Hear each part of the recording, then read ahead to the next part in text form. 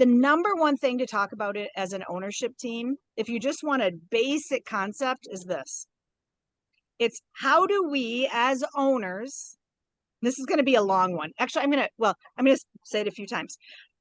All done, Leo. My dog wants to play fetch right now, but I'm not going to play. How do we as owners maximize the opportunity for our family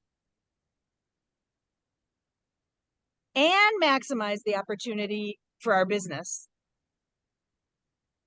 while also minimizing risk for our family and minimizing risk for our business? So how do we as owners maximize the opportunity for our family and our business? And then as owners, also minimize the risk for our family and our business. That is the only thing ever to talk about at an owners meeting. And that could get you 10 years of meetings. And also that might be too broad. So I do have suggested owners meetings. The basics though of that owners meeting is, I think it's fair to say everybody on this call knows about my Start Here book for family businesses. It walks you through 6 questions to talk about and decide on as owners. And this is the perfect place to start. So let me give you the first one. What are our guiding principles as owners? So our guiding principles as owners are, what are the kind of the barriers we put on our decision making? These are the guides we use when making big decisions. The second question is, what is our legacy that we're trying to create? And the legacy is made up of 2 things. The first part of your legacy is, why do we own the business?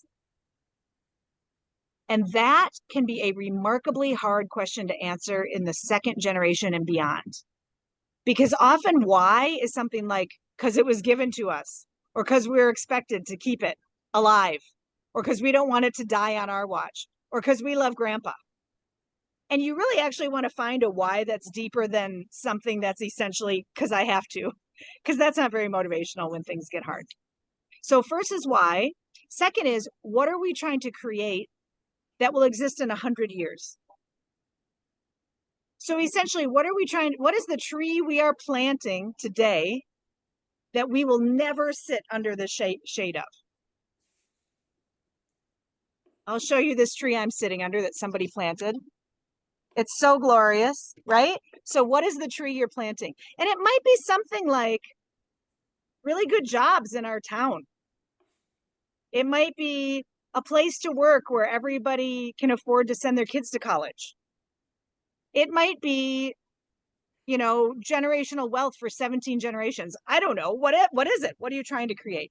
But it's not widgets, and it's not clean toilets, and it has nothing to do with the industry that you're in. So that's the second question. So first is, what are our guiding principles? Second is, what is our legacy? Third is, what do we want ownership to look like in 10 years? So who owns it? And what kind of ownership structure? And sometimes people cannot answer that question. They don't know. And so I have a little sub question for that one, which is, what kind of time and money do you want for all the generations involved in the company 10 years from today?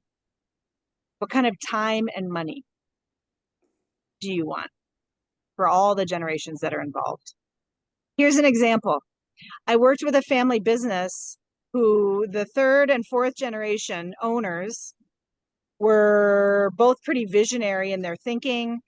They were absolutely comfortable with risk, and they saw an opportunity to quadruple the size of the company.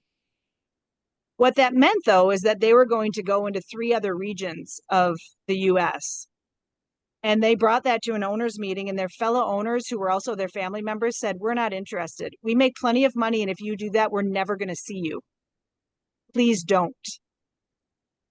So that was time and money.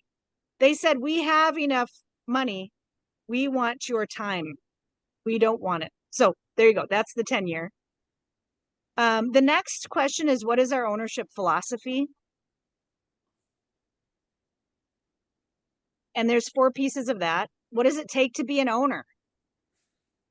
So for example, do you have to buy your ownership? Are you gifted your ownership? Do you have to work in the business to get ownership? Stuff like that. What does it take to be an owner? Second question in the ownership philosophy. So first question is, what does it take to be an owner? Second question is, what does it take to work there? Do you have to have a college degree? Do you have to have a pulse? Do you have to have the last name? Does there actually have to be a job that is needed that you're qualified for? Do you have rules like family can't report to family? Whatever, right? What is that? What does it take to be an employee in the business? Third question is, how do we make decisions? Do we have a board? Do we make decisions by consensus? Do we have a tiebreaker? That kind of thing. And then the fourth piece is, what is our approach to growth and profit? So for example, do we put all the profit right back into the company? Do we keep all of the profit? Or do we balance that? That's the fourth question. Of course, you could talk for 18 years at owners' meetings on the things I just gave you, right? So hopefully this is filling up your owners' meetings. And then the last one is, what is our plan? So, and this is very tactical stuff. So if that's our 10-year where we want ownership to be, what do we need to do in the next 3 years? What needs to happen in the next year? And then what do we need to get done in the next 90 days to keep ourselves on track with this? And then the final sixth question is, what are the things we need to talk about for all the rest of that stuff to be true? Because you might say, in order for a family member to work in the family business, they have to be qualified and there has to be a job for them. But you might have 3 people working in the family business who aren't qualified and there's not really a job for them. So on the list is, what do we do with the 3 people who are in jobs that they're not qualified for? Oh, and actually their jobs we kind of made up so that we could give them a paycheck, right? That would be on the list of what do we need to talk about for that to be true. Or maybe you say, our philosophy is, once you turn, I actually know a family business that this is their philosophy. You have to be 33 to own the business. But maybe there's a conversation about, well, how do we prepare people? Because, you know, they might be 33, but not know a damn thing about owning a business. So actually, how do we get them prepared by the time they're 33? Whew, that was a long answer, but that's what I recommend you talk about in owners' meetings. And once people hear that, they're usually like, oh, shit, we need to meet for like 7 hours a week. You don't. I find you can get away with about 2 hours a month, but 4 times a year have a longer meeting that's more like 4 to 8 hours. So every once a quarter, 4 to 8 hours, the months in between 2 hours. I think Amy